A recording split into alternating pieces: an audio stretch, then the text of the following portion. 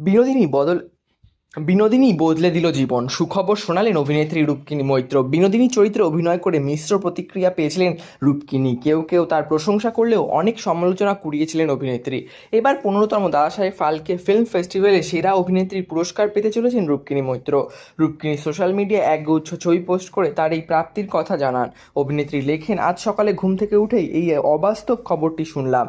বিনোদিনী একটি নটির উপাখ্যানের জন্য 15তম দাদাসাহেব ফালকে চলচ্চিত্র উৎসবে সেরা অভিনেত্রীর পুরস্কার পেয়ে আমি সত্যিই সম্মানিত। রুক্মিণী আরও লেখেন, এই মুহূর্তে আমি কতটা অভিভূত তা ভাষায় প্রকাশ করতে পারছি না। শুধু রক্ত, ঘাম, কঠোর পরিশ্রম, ধৈর্য ও সবচেয়ে গুরুত্বপূর্ণভাবে দলগত কাজই ফলপ্রসূ হয় তা দেখানোর জন্যই আমি যাচ্ছি।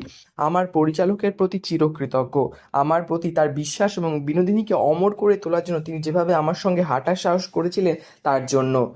এই এবং প্রতিটি ছবি সর্বদা বিনোদিনীর প্রতি নিবেদিত, লেখেন রূপকিনী। অভিনেত্রীর এই প্রাপ্তির খবরটি এদিন ঘোষণা করে বিনোদিনীর একটি নটির উপাখ্যানের প্রযোজনা সংস্থা দেব এন্টারটেনমেন্ট ভেঞ্চার্স। তাদের তরফে লেখা হয়, রূপকিনী মৈত্র শুভেচ্ছা। 15তম দাদাসাহেব ফালকে ফিল্ম ফেস্টিভ্যালে সেরা অভিনেত্রীর পুরস্কার পেয়েছেন তিনি বিনোদিনী একটি নটির উপাখ্যান ছবির জন্য। তোমার শক্তিশালী অভিনয় এখনও মানুষকে অনুপ্রেরণা যোগাচ্ছে। সব মিলিয়ে জাতীয় স্তরে বাঙালি অভিনেত্রীর এই সম্মান খুশি টলিউড। এরকমের নিত্য নতুন আপডেটের জন্য আমাদের চ্যানেলটি সাবস্ক্রাইব করে আমাদের পাশে থাকুন। ধন্যবাদ।